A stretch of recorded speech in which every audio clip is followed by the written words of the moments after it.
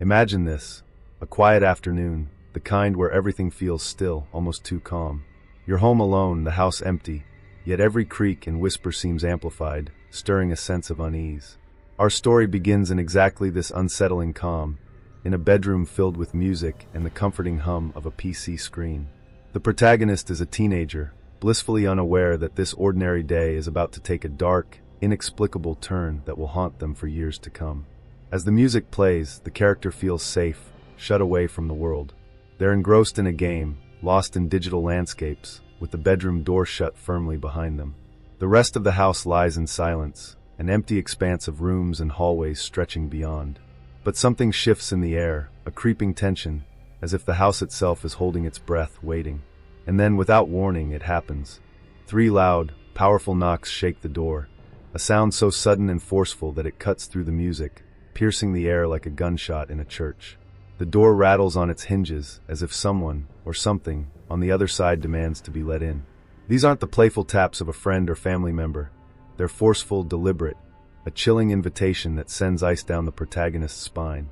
The character freezes, heart pounding, gripped by a fear that feels as real and immediate as the knocks themselves. They sit there, paralyzed, staring at the door, mind racing with questions. Who could it be? They know the house is empty. Their family isn't due back for hours. The knocking echoes in their mind, relentless and sinister. An instinctive dread takes over, a primal fear that warns them against opening that door. But curiosity gnaws at them, a terrible urge to confront whatever lies beyond. Maybe it's just their imagination or a weird prank. They brace themselves, gripping the doorknob with a shaky hand. But as they turn the handle and open the door, the silence of the empty hallway greets them, cold, still, and unnervingly empty. The protagonist steps out, expecting to see a familiar face or some sign of an intruder. Yet there's nothing. The house remains eerily quiet, every shadow seeming to stretch and linger as if watching. When they reach the living room, they see the key hanging by the front door, perfectly still, untouched. And in that moment, an unsettling thought creeps in. Maybe it wasn't a person knocking at all. Maybe something else wanted to be let in. The story unfolds in a house that appears deceptively ordinary during the day, but takes on a sinister air in the late afternoon light. This is a place filled with memories, both good and bad, yet there's always been an unspoken tension in its walls. Today, the house is empty, and as the last rays of sunlight filter through the narrow windows, the air grows heavy, thick with an unexplainable dread. Shadows deepen, clinging to corners and stretching across the floor like dark tendrils. The house seems alive, aware, watching. Our protagonist, a teenager, has barricaded themselves in their room, unaware of the eerie transformation happening just outside their door. The bedroom is their sanctuary, where they can escape reality through the screen of their PC, drowning out the world with loud music. They've spent countless hours here, but today something feels different. There's a weight in the air, a subtle wrongness they can't quite place. The usual comfort of their familiar space feels distant, replaced by an odd tension that prickles their skin. Beyond the closed bedroom door, the hallway stretches out in quiet darkness, an empty path that feels almost forbidden. The family's portraits line the walls, their faces barely visible in the fading light, giving them an eerie quality, as if they're silently observing. The entire house has fallen into a profound silence, a silence that feels unnatural, like a beast waiting to pounce. Every creak of the wood, every distant tick of a clock, only intensifies the isolation, as if something hidden lurks just out of sight, waiting for the right moment. It's then, in the oppressive quiet, that the protagonist feels the first hint of unease clawing at the back of their mind. A strange sensation, as if someone or something is watching just beyond the door. They shake it off, focusing on the game, but that feeling lingers, growing stronger with each passing second. The silence outside grows thicker, almost palpable, until it feels like a presence pressing against the walls, creeping into the room in cold waves. Suddenly, the light in their room flickers, casting strange, distorted shadows that dance across the walls. The flickering stops just as quickly as it began, but it leaves a lasting impression, a silent warning. The protagonist's heart begins to race, every instinct screaming that something is terribly wrong. They pause, glancing at the door, feeling an irrational urge to lock it, to keep something out, even if they can't explain what that something is. The house, once a place of safety, has turned hostile, foreign. The hallways and rooms they've walked through 1,000 times feel unfamiliar, twisted by some unseen force. And as they sit there, trapped in the growing darkness of their room, they realize they're no longer sure of what lies just beyond the door. It's as if the house has taken on a life of its own, shifting, watching, preparing to reveal something they aren't ready to face. In this tense silence, the stage is set for the terror yet to come, as the house becomes an unwilling accomplice to the horror that awaits. At first, the strange occurrences are subtle, almost dismissible, a faint scratching sound, barely audible, like something dragging across the wooden floor just beyond the door. The protagonist hears it, but convinces themselves it's nothing, just the house settling. Yet deep down, a sense of dread gnaws at them, an instinctive feeling that something is off. They crank up the volume on their headphones, hoping to drown out the creeping unease, but the sounds persist, like faint whispers rising above the music, slipping into their consciousness. Then there's a chill, a sudden drop in temperature that washes over the room like a wave. It's an unnatural cold, sharp and biting, that makes them shiver and see their own breath hanging in the air. The warmth of the afternoon sun has vanished, replaced by an eerie, bone-chilling cold that doesn't belong. They pull their sweater tighter, but it does little to fight off the numbing cold creeping into their bones.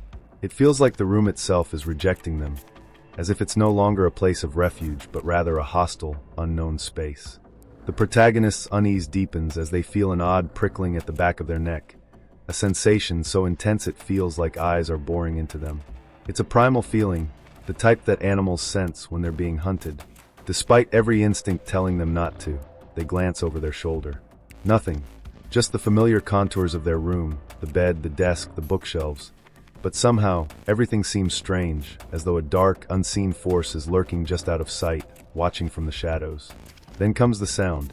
Clear and deliberate, 3 heavy knocks resonate from the bedroom door. It's as if someone or something is standing on the other side, demanding entry. The sound is unmistakable, booming through the silence with a weight that feels almost physical. The knocks are slow, deliberate, each one carrying a sense of finality that reverberates in their chest. The protagonist freezes, a suffocating fear gripping their heart. The sound is too real, too close, to be anything but intentional.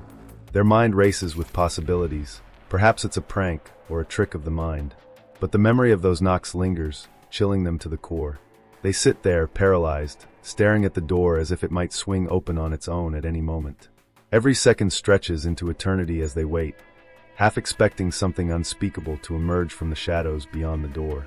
They think about calling for help, but the silence is so thick, so oppressive, that even the thought of breaking it feels wrong, as if acknowledging the terror would make it all too real. In the tense quiet that follows, they can almost hear breathing on the other side of the door, soft and rhythmic, like a presence lurking just out of sight, waiting. The realization dawns. Whatever knocked isn't gone. It's still there, waiting in the silence, feeding off their fear. Their heart pounds as they sit in terrified anticipation, each passing moment stretching their sanity thinner and thinner. The room seems to close in around them, and they realize with chilling clarity that this presence, this thing lurking in the shadows, isn't bound by the door. It's in the walls, in the floor, in the air they breathe. The final, subtle horror comes as they catch their own reflection in the darkened screen of their computer. For a split second, they see something standing behind them, a shadowy figure just out of focus, as if it were blending into the room itself. They spin around, heart hammering, but the room is empty, or at least it appears to be. Yet, they know now that they are not alone. The terror has set in fully, and it has taken root in their own mind, feeding on every whisper, every shadow, every subtle movement of the darkened room. The protagonist sits frozen, every instinct screaming for them to stay put, to ignore whatever is out there, yet a deep-rooted curiosity begins to claw at the edges of their fear. The rational side of their mind urges caution, but there's a relentless whisper, a dark pull, that beckons them to confront the unknown. It's as if some unseen force is nudging them forward, daring them to investigate, to step out into the chilling silence of the hallway. They're trapped in a tense standoff, heart pounding, torn between self-preservation and the morbid need to know. As they sit there, their mind races, replaying the heavy knocks, the strange chill, and the shadow that seemed to linger behind them. Logic suggests that they should stay in the safety of their room, wait for their family to come home, pretend nothing ever happened. But something deep inside them, perhaps a thrill-seeking curiosity or a feeling of defiance against the creeping terror, pushes them to get up. They know somehow that whatever is lurking won't simply disappear if they ignore it. It's as if the silence itself is a trap, tightening around them, leaving no escape but forward. With a trembling hand, they reach for the doorknob, feeling the cold metal under their fingertips. Each step toward the unknown feels like a descent into madness. They slowly open the door, peeking out into the hallway, half expecting to see a figure waiting, watching. But it's empty, the shadows stretched long and distorted in the dim light, seeming to writhe as if alive. The air is thick, heavy with a sense of foreboding that makes every breath feel like a struggle. Yet they push forward, each step echoing in the silence, a lonely sound swallowed by the oppressive darkness. The hallway seems longer, twisted somehow, as if the house itself is shifting, leading them deeper into its hidden depths. With each step, they feel an intense sense of being watched, like unseen eyes are tracking their every move. The quiet is deafening, broken only by their own shallow breaths and the faint creak of the floor beneath their feet. They pause outside each doorway, heart racing, scanning the shadows for movement. The familiar rooms, once filled with laughter and warmth, now feel cold and alien, as though something dark and ancient has claimed them. Finally, they reach the living room, where the key still hangs motionless by the door. They stand there, staring at it, their mind desperately trying to piece together an explanation, any logic that could make sense of the surreal experience unfolding around them. But nothing fits. It's as if reality itself is bent, allowing something sinister to slip through. The sense of wrongness is so overwhelming, so visceral, that they almost turn back. Almost. But a flicker of movement in the corner of their eye pulls them deeper, a shadow slipping just out of sight, beckoning them onward. With a mixture of fear and resolve, they step further into the room, whispering a shaky greeting, half hoping for an answer, half dreading what might reply. The silence that follows is thick and absolute, a void that seems to swallow their words. The only response is a soft, almost imperceptible whisper, like the rustling of fabric or the faintest of breaths, coming from the darkest corner of the room.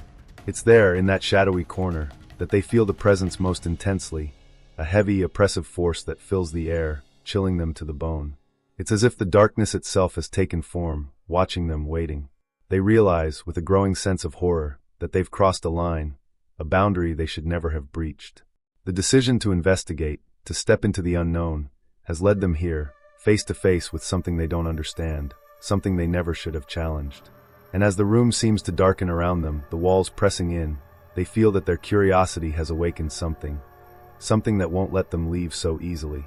The silence is thick, heavy, pressing down on the protagonist as they stand there, rooted to the spot. They're barely breathing, every nerve on high alert, as if bracing for an impact they cannot see. And then, from the corner of the room, the darkest, most shadow-laden part, something begins to shift. At first, it's a subtle movement, a ripple within the shadows themselves, as though the darkness is alive, coiling and uncoiling, taking shape. The protagonist's pulse quickens, their instincts screaming to run, but they're paralyzed, trapped by a morbid curiosity and a primal terror that binds them in place. The figure that emerges is not human, not in the way they understand humanity. It's an outline, a silhouette darker than the surrounding shadows, absorbing the faint light rather than reflecting it. Its form is ambiguous, shifting subtly, as if it struggles to maintain its shape. And yet, two piercing eyes, cold and luminescent, seem to materialize within the darkness, fixing themselves on the protagonist with an intensity that feels almost physical, like a weight pressing into their soul. The gaze is ancient, filled with malice and hunger, a depthless void that promises something worse than death. A chill runs through the protagonist as they realize that the entity isn't just watching, it's studying them, examining them like a predator sizing up its prey. Every instinct screams to flee, but those eyes hold them captive, paralyzed by an unseen force that binds them to the spot. The air around them grows colder, the temperature dropping so rapidly that they can see their breath in the faint light. It feels as if the life itself is being sucked from the room, as though this thing is feeding off their fear, growing stronger with each passing second. And then it begins to move, gliding across the floor soundlessly, closing the distance between them with an unnatural grace. The darkness around it seems to pulse, like an aura of pure malevolence, absorbing all light and warmth as it approaches. The protagonist's heart races, their mind clouded by a dizzying terror, but their body refuses to respond. They're frozen, held in place by an invisible grip that leaves them helpless as the figure draws nearer. Every instinct tells them that this isn't just a ghost or a spirit. It's something far older, far darker, a force that defies explanation. As the figure nears, it raises an arm, a twisted, elongated limb that seems to distort reality around it, like looking through cracked glass. The hand stretches out, impossibly long fingers reaching toward the protagonist's face, close enough that they can feel the icy air radiating from it. It's not a touch, it's an intrusion, a sense of violation that goes beyond the physical. Their skin prickles, the hair on their arms standing on end, as if their very essence is being drawn toward this dark entity, pulled into the void that it embodies. In a desperate, final surge of will, the protagonist manages to break free of the entity's gaze, stumbling back, their body shaking with terror. But even as they retreat, the room seems to close in around them, shadows gathering, as if the entity controls the very space they're in. It watches them, unblinking, a silent promise in those cold, unforgiving eyes, that this is far from over. They might have escaped for now, but the entity has left its mark, a chilling reminder that it will be waiting, lurking in the darkness, ready to strike again when they least expect it. The protagonist's breath comes in short, panic gasps as they back into the wall, clutching at their chest as though they can somehow calm their racing heart. But the entity doesn't follow. It simply stands there, a shadow among shadows, watching with a hunger that feels endless.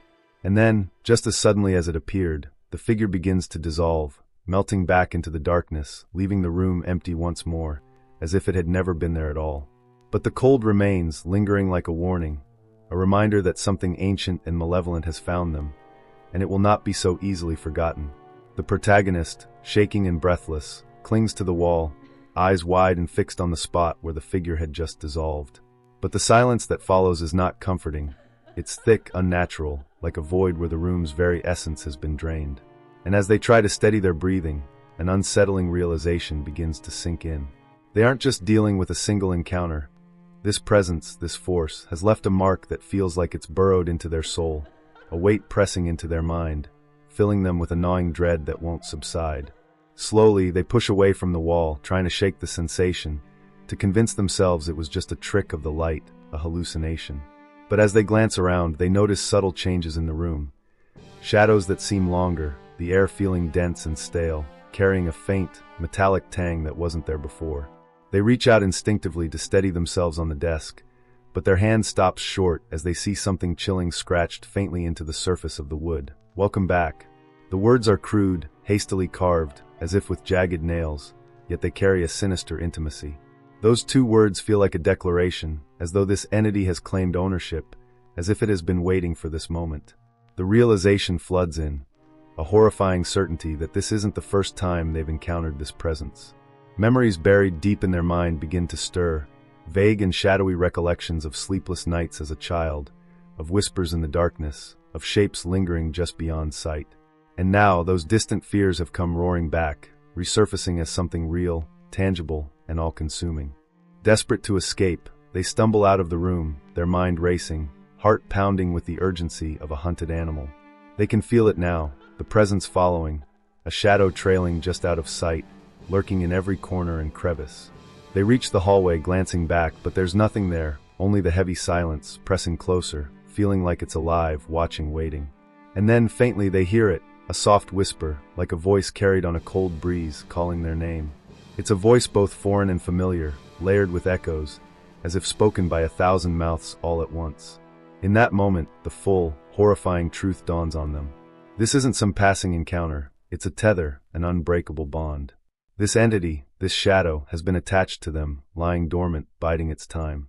Every sleepless night, every nightmare, every shadow that felt just a little too dark, it was always there lurking, waiting for them to return, for them to reach this very moment.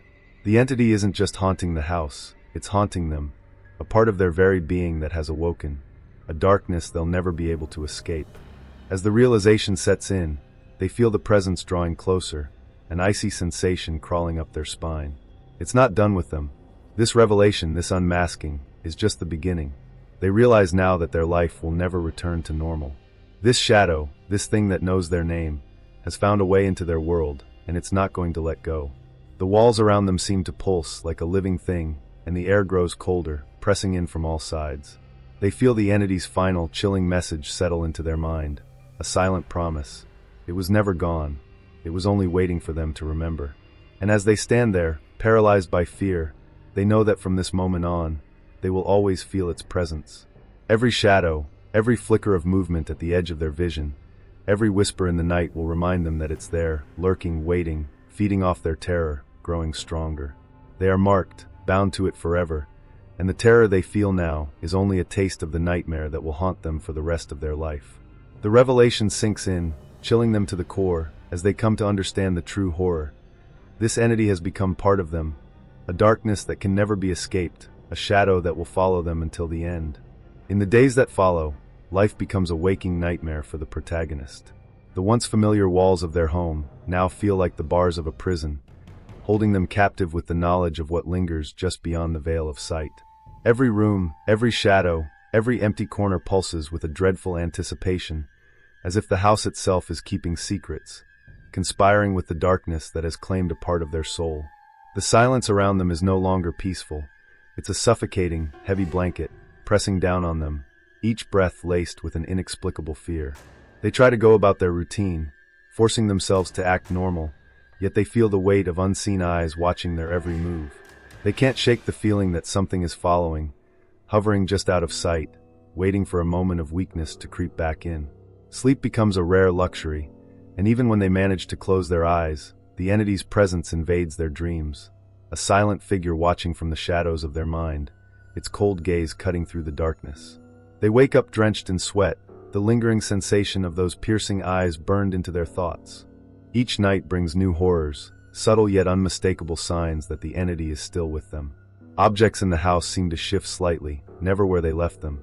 They hear faint whispers echoing from empty rooms, the soft creak of footsteps on the wooden floors, and occasional knocks on their door, mimicking the same terrifying pattern that started this ordeal. It's a haunting rhythm, a reminder that they're never truly alone. Even in daylight, there's an unnatural chill that clings to the air around them, as if the entity's presence has woven itself into the very atmosphere of the house. Their family starts to notice the change, their once cheerful demeanor replaced by exhaustion and paranoia. When asked, they brush it off, too terrified to explain, knowing that no one would understand the terror that grips them. But deep inside, they feel that their family might sense it too, the inexplicable shifts in the air, the feeling of being watched, as if the entity's influence is slowly spreading, reaching out to everyone in the house. They feel the weight of guilt, realizing that their own curiosity, their decision to investigate that night, has unleashed this curse upon them all. One evening, unable to endure the tension any longer, they decide to leave the house, hoping to escape the entity's grip. But as they step outside, they feel its presence even stronger, a cold shadow that clings to them like a second skin. The world feels darker, the air heavier, as if the entity is tethered not to the house but to them personally, following them wherever they go. They can sense it now more than ever, its presence woven into their very being, a chilling bond that defies reason. They realize with growing horror that there's no escape. This entity is a part of them now. In a desperate attempt to regain a semblance of control, they retreat to their room and confront the shadow in the mirror, their own reflection staring back, hollow-eyed and haunted. As they look deeper, they catch a glimpse of the entity in their reflection, a shadowy figure lurking just behind their eyes, a faint outline that's barely perceptible but undeniably there. It's as if the darkness has seeped into their soul, an infection that has claimed them from the inside out. The sight fills them with a bone-deep terror, the realization sinking in that this is not just an external force but something that now lives within them. Resigned, they sit in the darkness, the final vestiges of hope slipping away. They understand now that they're forever marked, bound to this presence that watches and waits. They are left with a chilling certainty that no matter where they go or what they do, this entity will follow, lurking in the corners of their vision, haunting the edges of their mind. Their life, once ordinary and safe, has become a perpetual nightmare, a shadowed existence where fear is their only companion. And as the last light fades from the room, they are left with the knowledge that this terror will never truly end. In the weeks that follow, the protagonist struggles to return to some semblance of normalcy, yet their life is irrevocably changed. Every moment, every flicker of movement at the edge of their vision, serves as a chilling reminder that they are no longer alone. They try to convince themselves that what they experienced was a nightmare, a trick of the mind, but the mark left by the encounter is too deep, too tangible to ignore. The sense of being watched lingers, an invisible presence that seems to accompany them wherever they go. Their home, once a sanctuary, has become a prison, and they feel trapped in a haunting that defies escape. The once familiar routines, brushing their teeth, sitting at the dinner table, even walking through the halls of their own home, now feel foreign and dangerous. Every mirror becomes a portal of dread, every shadow a hiding place for the entity they glimpsed that night. They avoid reflective surfaces whenever possible, haunted by the memory of its shadow lurking in their reflection, as if it could slip out and take form at any moment.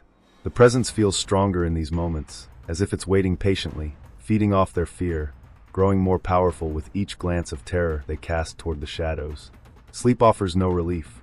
When they manage to close their eyes, the entity invades their dreams, a dark silhouette watching from the periphery, unblinking and unmoving, yet always there, hovering like a storm cloud ready to unleash terror at the slightest provocation. Nightmares bleed into reality. They wake with a start, drenched in sweat, heart racing, only to find that the shadowy figure is gone, replaced by the empty, silent room. But the emptiness offers no comfort. It's charged, filled with a tension that presses on them, a reminder that it is never truly gone. Every night, they find themselves drifting into a ritual of fear, scanning the room before bed, checking every corner, every shadow, every creak of the floorboards. The silence is almost mocking, an oppressive weight that amplifies their every thought, every heartbeat. They try to share their experience with friends, with family, but the words die on their lips, the story too horrific, too surreal to believe. And even if they could explain it, they know no one would understand the horror of being watched, of being claimed by something beyond this world. One evening, as they sit alone in their room, they notice a faint message scratched into the wall beside their bed. "I am here." The words are crude, jagged, like they were carved in a fit of rage or desperation. They stare at it, feeling their blood run cold, as the reality sinks in deeper. This entity is not just haunting them, it's asserting its presence, reminding them that it is closer than ever. There is no hiding from it, no escaping it.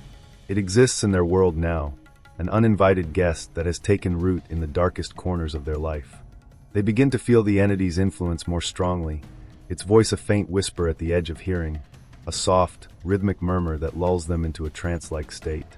It speaks in riddles, fragmented phrases that make no sense yet strike terror into their heart. The whispers echo in their mind even in moments of silence, a dark melody that haunts their thoughts. They realize with dread that it's not just following them, it's inside them, an infection of the soul that will continue to spread, feeding off their fear, growing bolder with each passing day.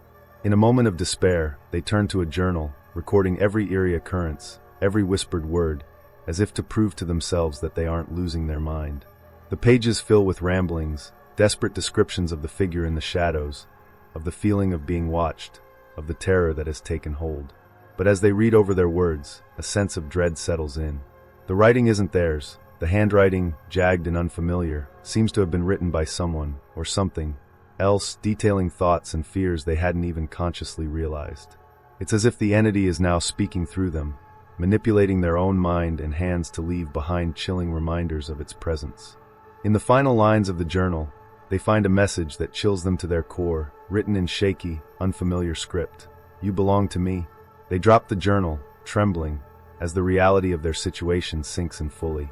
This entity has woven itself into the fabric of their existence, leaving no room for escape, no hope for salvation. It has claimed them, body and soul, and there is no breaking free from its grasp. Every attempt to resist, to push back against the darkness, only strengthens its hold, like a fly trapped in a spider's web. And so they resign themselves to this twisted reality, living a life under constant watch, trapped in a world where terror is their only constant companion. The entity's whispers fill their mind as they drift to sleep, a lullaby of fear that promises one thing, that it will be there forever, lingering in every shadow, haunting every moment. And as they close their eyes, they realize that this haunting will follow them, in dreams and in life, until the end, a silent watcher that will never, ever let them go.